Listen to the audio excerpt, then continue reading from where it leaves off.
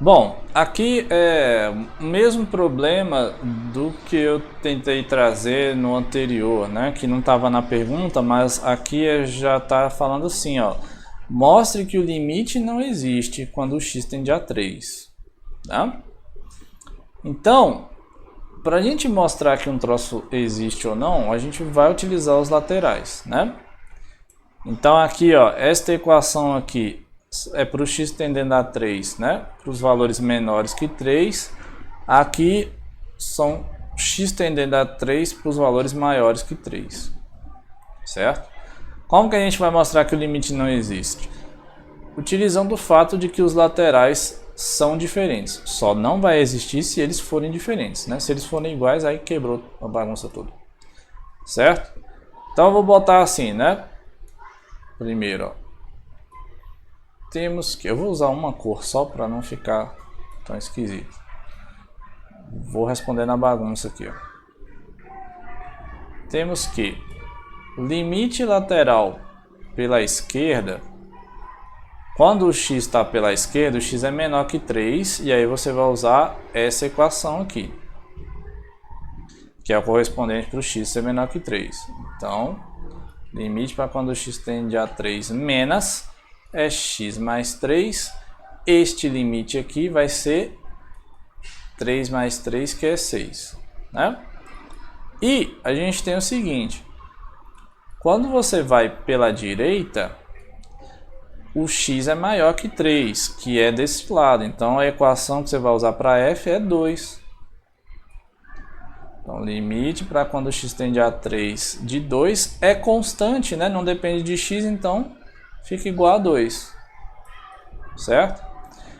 Para concluir, né, você vai utilizar aqui, eu vou como os limites, eita ferro, pequeno, laterais são diferentes,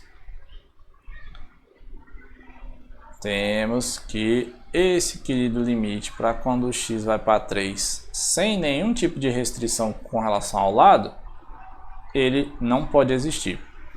Porque um lado fica próximo de 6 e o outro lado fica próximo de 2, né?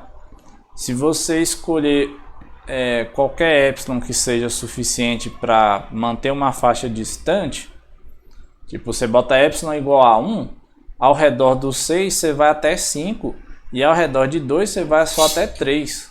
Então fica um buraco entre os dois, né? Então não tem ninguém lá que vai tender. Sempre que você escolhe um lado, o outro fica de fora. Por isso que o limite não existe. Belezura? Tranquilidade? Vamos fazer só mais esse aqui, ó, para terminar essa coisa dos exemplos, para a gente visualizar, né? Então, ó, analise o gráfico abaixo e decida sobre a existência dos limites laterais e do limite nos pontos x igual a 2, x igual a 3, x igual a 5, x igual a 7. Certo? Não sei se dá para dar um zoom aqui, né, cara? A bagunça aqui tá bagunçada. Então, olha só, vamos ponto a ponto, né? X igual a 2. Eu não vou escrever, eu vou só conversar com vocês, certo?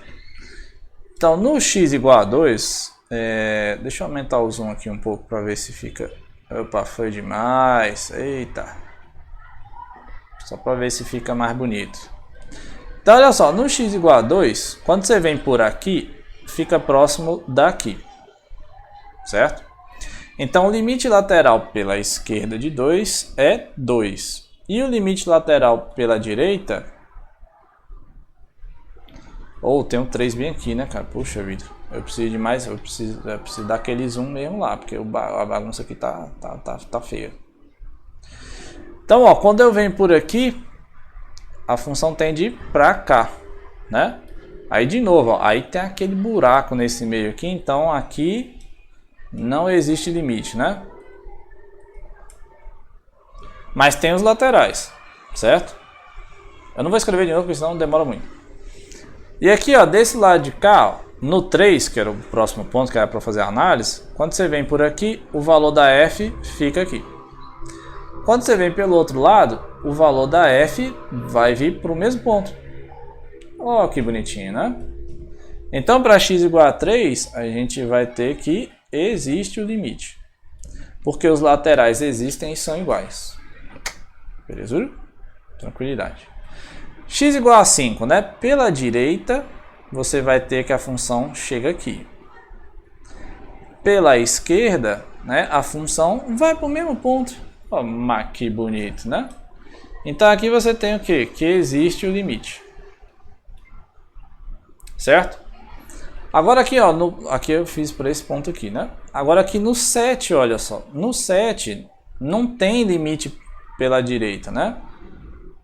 Que esses pontos aqui, ó, eles estão fora do domínio da f de x, certo? Então não tem esse pedaço todo, a f está definida só daqui do 0 até 7, então eu vou arrancar fora esse troço aqui, ó. Então não tem limite pela direita lá do 7, entendeu? Mesma coisa aqui, não tem limite pela direita, pela esquerda do 0, só tem pela direita, porque só dá para vir por aqui. Só que quando você vai olhar para esse limite aqui, ó, a função ela tá fazendo um troço assim, ela vem aqui, vem aqui, vem aqui, vem aqui, e aí ela começa a oscilar aqui, né? Oscila, oscila e nunca chega perto de um valor. Então aqui você ia dizer o quê? Que não existe o limite lateral, né? Pela esquerda. E se não existe o limite lateral pela esquerda, também não existe o limite. Certo? Porque o teorema que a gente fez era o limite existe se somente se os laterais são iguais. Para o lateral ser igual a alguma coisa, ele tem que existir. Se ele não existe, é porque ele nunca vai ser igual a alguém. Então a não existência de um lateral implica automaticamente na não existência do limite.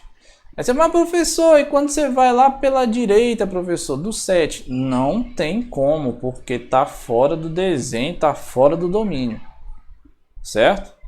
Não tem como fazer um limite lateral para essa função pela direita. Beleza? Tranquilidade? Deixa eu voltar o zoom aqui para o normal, eu não sei mais como é que faz, gente, socorro. Opa, voltou, pronto, agora ficou bem pequenininho, né? Maravilha. Então, aqui são os exemplos que eu tinha para falar sobre limites laterais e agora só falta um pedacinho que é o teorema do confronto, certo? Eu acho que cabe até neste vídeo aqui porque eu não tenho muita coisa para falar agora do teorema do confronto, a gente vai utilizar ele daqui a pouco. Ele é uma ferramenta para calcular limites de uma forma indireta, tá? A gente usa bastante para calcular limites infinitos, principalmente quando você está com um problema de uma função ao longo do tempo e você quer saber se, né, no tempo ela vai se estabilizar em algum lugar. E também utilizado bastante em cálculo 2, tá? A gente usa muito para mostrar que uma determinada sequência vai convergir para um valor, tá? O que a gente aprendeu os limites laterais, né? Que é pela direita e esquerda. O teorema do confronto é tipo um resultado para fazer o lado de cima e embaixo. Você achata as coisas, né? Você olha por cima e olha por baixo para ver se está se aproximando de alguém, certo? Então ele funciona mais ou menos assim, ó. Quando você tem ali três funções, né? E que o f de x é menor ou igual que o g de x, que é menor ou igual que o h de x, para alguns valores, né, próximos de a, então a gente tem o seguinte: se o limite das duas pontas é igual, o limite do meio vai ser igual também, certo?